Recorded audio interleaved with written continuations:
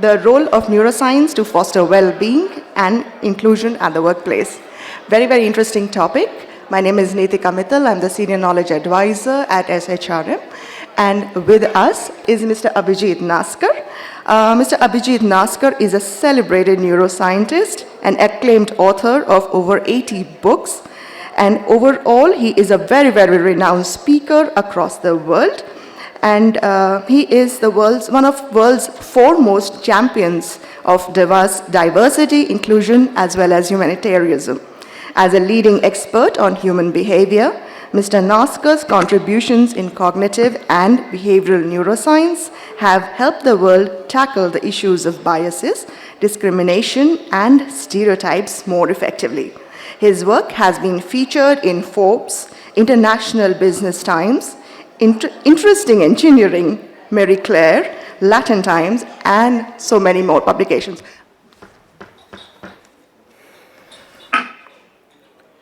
Good morning, everyone.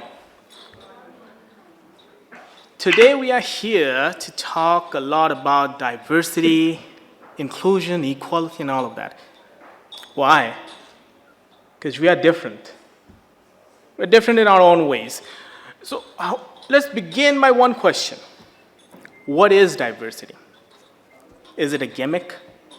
Is it a craze that just goes away in a few days? Is it a fad that just vanishes in a little while? Diversity is life. And how do we achieve it? We achieve diversity by accepting life. By accepting life in its fullness, without all the puny prejudice perspective, without all the stereotypes. Now, to accept diversity is not something glorious. It's not something great. It's not a matter of glory. Why? Because glory implies that it's something more than everyday, ordinary human existence. Accepting diversity is a rudimentary requirement of everyday, ordinary human life. Which means that we cannot even call ourselves human unless we accept and celebrate diversity. Now, we puny-minded humans have cooked up one label after another, and we have barricaded ourselves behind those labels. We have barricaded ourselves from our own people, from our own kind. We have done this with every single sectarian terminology. We have done it with color, we have done it with intellect, ideology, we have done it with status, designation, wealth, and so on. Now, why? Why do we do that? Why do we create barriers? What I'm going to say now is not going to be comfortable. It's going to be a little difficult because growth requires the acceptance of the most uncomfortable truth. So why do we do that? Because the human mind is fundamentally divisionist. The human mind is fundamentally discriminatory. The human mind is fundamentally sectarian, tribal, and short-sighted. Now, we like our comfortable little cocoons. We like our little circles. We like our little camps, tiny little ones, or tribes. And anything outside of it feels alien to us. Now, we talk of growth. We don't actually want to grow because change scares us. Change scares us, and despite the fact that there cannot be any civilization if there is no change. Why? Because civilization is not a place. Civilization is a process. It's a process of recognizing our own innate animal tendencies. It's a process of recognizing discrimination, prejudices, self-absorption, and all of that. Why are we like this? Because since we humans come from the animal kingdom, animal tendencies come more naturally to us than what could be considered civilized behavior. That's why, for example, making assumption. Making assumption is one of those tenets, one of those fundamentally animal tenets. And if some of you think that you never make assumptions about another person, another place, another culture, another people, another nation, let me put it to you straight. It is biologically impossible for the human mind, that is the human brain, to not make assumptions. You know why? Because one of the primary functions of the brain is to produce assumptions, is to make guesses, is to make hypotheses. That's what reality is. Reality is one big hypothesis hallucinated by your brain. You don't perceive the reality as it is, you hallucinate it. And that's not wrong. You know why? Because as far as our survival instinct is concerned, we are still living in the jungle, and making assumptions gives us an edge against possible predatory attacks.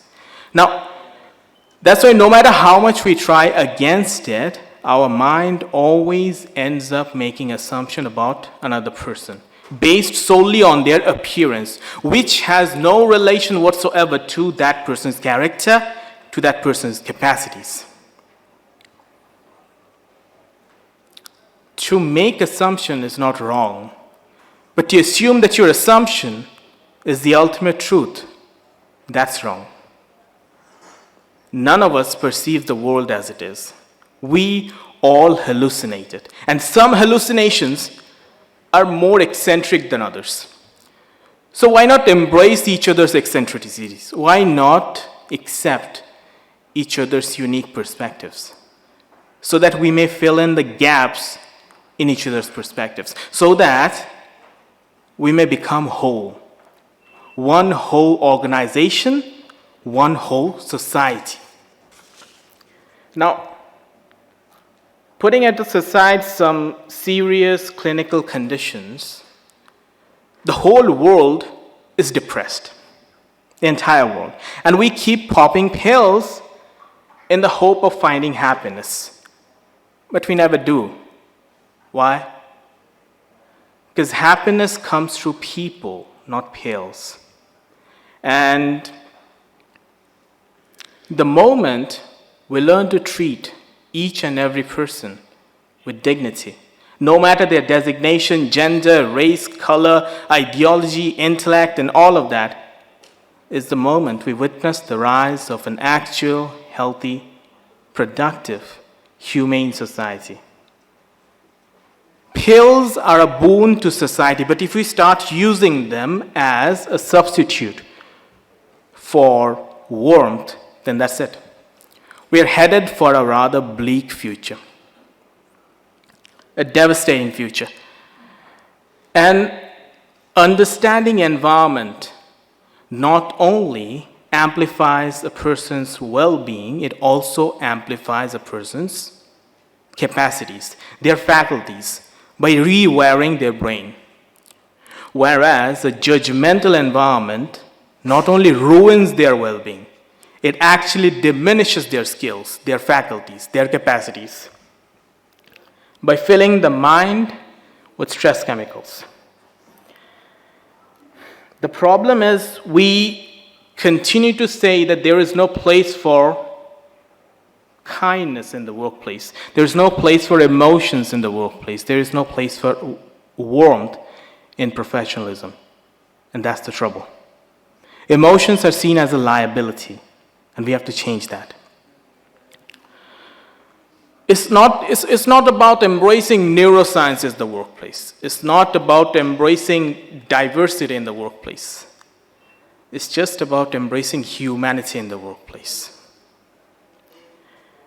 I mean, we no longer live in a stone age that we have to sustain this prehistoric separation between employer and employee, that we have to maintain this hierarchy, This cold distance must disappear.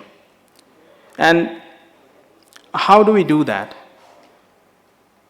We do that by fostering and encouraging not professionalism, but excellence and assimilation.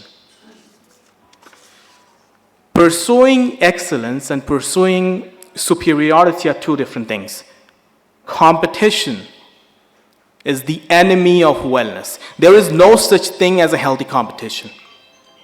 Competition breeds only sickness. It's excellence we ought to focus on. The more we make excellence our habit, the more we make the pursuit of excellence our habit, the more we form neural pathways for a certain task, for a certain activity. And in time, excellence becomes the natural way of life, without any sense of competition, separation, designation, anything. Now, it's just simple. Practice makes neurons connect. Neurons make people connect. And when people connect, beyond biases, beyond assumptions, beyond stereotypes, that's when humanity rises. I mean, all this training and development and all of this stuff, if they don't have some basic, everyday, ordinary humanity at their very core, then they're not going to achieve anything substantial in the long run, no matter the temporary spikes in revenue. It's about people. People have thoughts, people have emotions, people have distinct way of looking at this world. A place where people are accepted for who they are is a place where they feel better, they think better, work better, and above all, live better.